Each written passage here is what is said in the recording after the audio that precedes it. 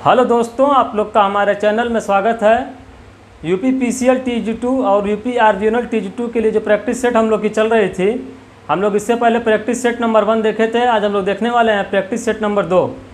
आज हम लोग इस प्रैक्टिस सेट में देखने वाले 10 इंपॉर्टेंट क्वेश्चन देखते हैं। सबसे पहले क्वेश्चन नंबर 1 में दिया हुआ है, एकल फेज परिपथ जुड़ा होता है, यानी सिंगल फेज जो परिपथ होता है सर्किट, वो कितने वोल्ट से जुड़ा होता है? 220 वोल्ट, 100 वोल्ट, 400 वोल्ट या 50 वोल्ट। तो हम लोग जानते हैं कि सिंगल फेज का जो परिपथ होता है वो 220 वोल्ट से जुड़ा होता है। तो इसका ऑप्शन नंबर ए सही हो जाएगा, 220 वोल्ट।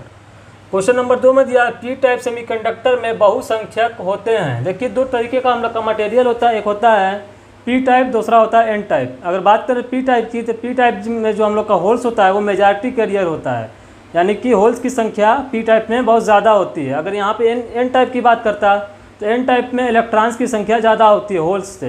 तो यहाँ पे बोला है पी टाइप सेमीकंडक्टर में बहुसंख्यक यानी मेजॉरिटी कैरियर में क्या होते हैं? तो होल्स होते हैं। ऑप्शन नंबर ए इसका सही हो जाएगा। अगला क्वेश्चन है, एन टाइप सेमीकंडक्टर में बहुसंख्यक वाहक होते हैं। देखिए, अब बात कर रहा है एन टाइप सेमीकंडक्टर की। तो एन टाइप में अभी हम लोग देखे हैं कि कौन सा बहुसंख्यक वाहक होता है, वो होता है इलेक्ट्रॉन्स, यानी कि बहुसंख्यक वाहक का मतलब होता है जिसकी संख्या ज़्यादा हो। तो एन टाइप में इलेक्ट्रॉन्स की संख्या ज़्यादा होती है। तो ऑप्शन नंबर बी इसका सही हो जाएगा, इलेक्ट्रॉन्स। अगला क्वेश्चन है क्वेश्चन नंबर 4, डीसी जनरेटर में आर्मेचर प्रतिरोध आम तौर पर होता है। देखिए, डीसी जनरेटर की अगर हम लोग बात करें, उसमें आर्मेचर का जो रेजिस्टेंस होता है उसी को बोल रहा है कि कितना हम लोग रखते हैं। तो हम लोग जानते हैं कि आर्मेचर से ज़्यादा करंट फ्लो होने के लिए आर्मेचर का रेजिस्टेंस हम लोग बहुत कम रखते हैं। तो देखिए, ऑप्शन में हम लोग को दिया गया 50 ओम, 100 ओम, 10 ओम और 1 ओम। तो इसका ऑप्शन नंबर डी सही हो जाएगा, 1 ओम।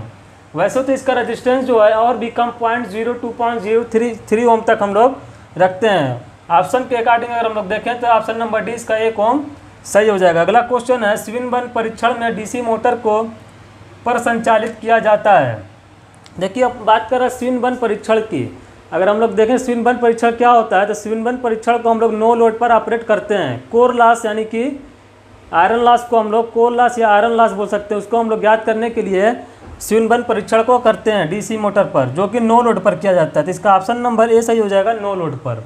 अगला क्वेश्चन है, डीसी मशीन के आर्मेचर द्वारा ली गई धारा होगी जहां ईबी बैक ईएमएफ है तथा वी सप्लाई वोल्टेज है। देखिए, हम लोग का जो मोटर होता है डीसी मोटर की अगर हम लोग बात करें, ये हम लोग का टर्मिनल वोल्टेज है वी, यहाँ पे हम लोग का लगा होता है आर्मेचर जिसमें बैक ईएमएफ होता है। आर्मेचर का अगर रेजिस्टेंस हम लोग मान लें आर ए, जो कि हम लोग को निकालना है। देखिए, हम लोग को बताना है सप्लाई को आर्मेचर करंट बताना है। आर्मेचर से जो करंट निकलेगी, करंट यहाँ पे अंदर जाएगी, क्योंकि हम लोग का मोटर है तो मोटर में यहाँ से करंट अंदर जाएगी। आईए की वैल्यू हम लोग को बताना है। अगर आईए हम लोग यहाँ से निकालें हैं डीसी मोटर में, तो आईए बराबर हम लोग को मिलेगा, देखिए वी माइनस से हो जाएगा ये voltage E B, back EMF यहाँ से माइनस हो जाएगा, बटे में हो जाएगा आर ए, यानी कि आईए की वैल्यू क्या हो जाएगी, वी माइनस ई बी बटे में आर ए। देखिए, ऑप्शन नंबर सी में दिया हुआ है वी माइनस ई बी बटे में आर ए। अगला क्वेश्चन है, ट्रांसफार्मर में इनमें से क्या नहीं होता है। ट्रांसफार्मर की अगर बात करें तो हम लोग को बताना है इसमें से क्या नहीं होता है।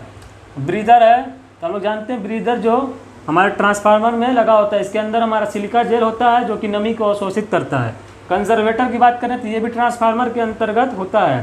ट्रांसफार्मर में एक छोटा टैंक होता है, इसको हम लोग छोटा टैंक भी बोलते हैं कंजर्वेटर को, जिसमें आधा ऑयल भरा रहता है। क्या करता है, ऑयल को एक्सपेंशन का काम करता है, यानी कि कंजर्वेटर और ब्रीदर हमारे ट्रांसफार्मर में लगे होते हैं। बुक होल्स रिले भी हमारा ट्रांसफार्मर में ही लगा होता है। ट्रांसफार्मर में हम लोग से क्वेश्चन भी पूछता है कि कौन सा रिले हम लोग यूज़ करते हैं, तो उसका नाम है बुक होल्स रिले। क्या करता है, इंटरनल फॉल्ट से प्रोटेक्शन करता है।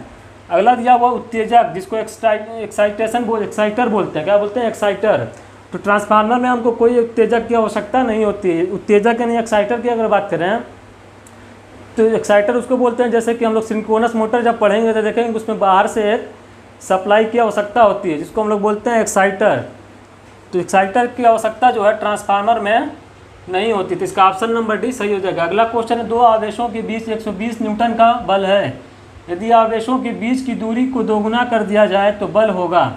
देखिए, बोल रहा है कि दो आवेश के बीच हम लोग को बल दिया हुआ है 120 न्यूटन का। बोल रहा है कि अगर उसके बीच की दूरी हम लोग दोगुना कर दें तो बल कितना हो जाएगा। देखिए, फोर्स बराबर होता है 1/k Q1 Q2 बटे में आर स्क्वायर। Q1 Q2 हमारा आवेश होता है। अगर k की बात करें तो इसका मान होता है 1/4 पाई एप्सिलॉन 0 Q1 Q2 बटे में आर स्क्वायर, यानी कि एफ जो हमारा फोर्स या बल मिल रहा है वो क्या है, दूरी के वर्ग के व्युत्क्रमानुपाती है। हम लोग को क्या मिल रहा है, एफ जो है इन्वर्सली प्रोपोर्शनल है आर स्क्वायर के। अगर हम लोग इसको दोगुना करेंगे तो इसका मतलब कि हम लोग का क्या हो जाएगा, अगर इसको हम लोग दोगुना करते हैं तो 1/2 यहाँ हो जाएगा, 2 का स्क्वायर यानी 1/4, ये 1/4 हो जा रहा है। इसका मतलब कि अगर ये 1/4 कम हो रहा है तो इसको हम लोग दोगुना कर रहे हैं। दोगुना अगर हम लोग करेंगे, इसको ज़्यादा करेंगे तो इसका मान कम हो जाएगा। जब हम लोग इसको बढ़ा रहे हैं दोगुना कर तो इसका मान कम हो जाएगा, यानी कि अगर ये 1/4 हो रहा है तो क्या हो रहा है, 1/4 हम लोग बढ़ा रहे हैं तो ये क्या होगा, 4 गुना कम हो जाएगा। अगर बात करें हम लोग 120 न्यूटन का जो बल है वो हम लोग का क्या हो जाएगा, 1/4 हो जाएगा, बराबर आएगा 30 न्यूटन। अब हम लोग का जो बल लगेगा वो 30 न्यूटन का लगेगा, क्योंकि दूरी को हम लोग दोगुना कर रहे थे और दूरी और बल में क्या है, व्युत्क्रमानुपाती संबंध है, वो भी स्क्वायर रूप में। तो हम लोग का क्या हो जाएगा, 1/4 होगा, ये 30 न्यूटन का बल मिलेगा यहाँ पे। ऑप्शन नंबर सी इसका सही हो जाएगा। अगला क्वेश्चन है, अस्थायी चुंबक का प्रयोग निम्न में किया जाता है। देखिए हम लोग का जो चुंबक यानी कि मैग्नेट होता है वो 2 टाइप का होता है, एक होता है परमानेंट मैग्नेट, एक होता है टेम्परेरी मैग्नेट। इसमें बात क्या है, अस्थायी यानी टेम्परेरी मैग्नेट की। तो देखिए हास्ट, मोटर, जनरेटर, अगर बात करें तो इन तीनों में हम लोग अस्थायी चुंबक यानी कि टेम्परेरी मैग्नेट ही यूज़ करते हैं, जिसको हम लोग अस्थायी चुंबक बोलते हैं। अब बात करें कि इसमें हम लोग अस्थायी चुंबक क्यों यूज़ करते हैं, क्यों नहीं हम लोग परमानेंट चुंबक यूज़ कर लेते हैं। देखिए अस्थायी चुंबक जो होता है उसको हम लोग अपनी आवश्यकता के अनुसार उसकी स्ट्रेंथ यानी पावर को घटा और बढ़ा सकते हैं, क्योंकि हम लोग जानते हैं कि H बराबर होता है NI/L। अगर हम लोग परमानेंट बना लेंगे तो ना तो हम लोग नंबर ऑफ टर्न्स चेंज कर सकते हैं, ना तो लेंथ चेंज कर सकते हैं, कुछ भी हम लोग चेंज नहीं कर पाएंगे। अगर हम लोग परमानेंट मैग्नेट ले लेंगे तब, यहाँ पे हम लोग अस्थायी चुंबक अगर लेंगे टेम्परेरी मैग्नेट तो हम लोग नंबर ऑफ टर्न्स या लेंथ को इंक्रीज करके उसकी पावर को बढ़ा सकते हैं मैग्नेट की। तो हम लोग इसीलिए मोटर में, जनरेटर में, हाइस्ट में अस्थायी चुंबक का यूज करते हैं। अगला क्वेश्चन है कि पावर स्टेशन का लोड फैक्टर आमतौर पर होता है।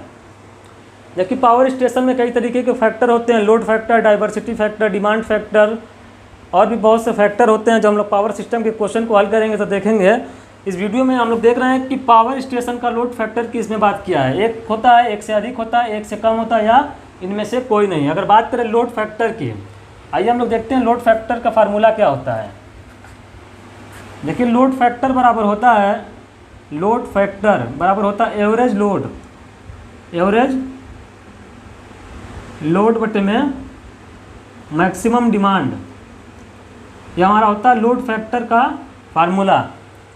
अब हम लोग बात करें एवरेज लोड जो होता है मैक्सिमम डिमांड से हमेशा कम होता है, नहीं मैक्सिमम डिमांड जो होता है ज़्यादा होता है। तो जब हम लोग ज़्यादा से कम में डिवाइड करते हैं, यानी कि जब हम लोग भाग देंगे ज़्यादा से कम वाली चीज़ को, तो हम लोग इसकी वैल्यू क्या होगी, 1 से कम ही आएगी। जैसे कि अगर मान लीजिए कि एवरेज लोड क्या है, 2 है, अब मैक्सिमम डिमांड जो है 4 है, अगर हम लोग इसको हल करेंगे तो क्या आएगा, 0.5 आएगा। यानी कि मैक्सिमम डिमांड हमारा जो होता है हमेशा एवरेज लोड से अधिक होता है, इसलिए हमारी जो वैल्यू आती है हमेशा 1 से कम आती है। कभी भी लोड फैक्टर की वैल्यू जो है 1 से अधिक नहीं आती। इसका ऑप्शन नंबर सी सही हो जाएगा, 1 से कम। अगर बात करें आइडियल कंडीशन की, जब हम लोग का आइडियल कंडीशन में पूछेगा लोड फैक्टर तो 1 हो सकता है, लेकिन 1 से ज़्यादा कभी नहीं होगा। वैसे नॉर्मली अगर बात करें हम लोग लोड फैक्टर की तो उसका मान जो है 1 से कम होता है। तो इस वीडियो में हम लोगों ने बहुत ही इंपॉर्टेंट इलेक्ट्रिकल इंजीनियरिंग के ऑब्जेक्टिव क्वेश्चन को देखे हैं। फिर हम लोग इसी तरीके से मिलते रहेंगे नेक्स्ट वीडियो में। तब तक के लिए धन्यवाद।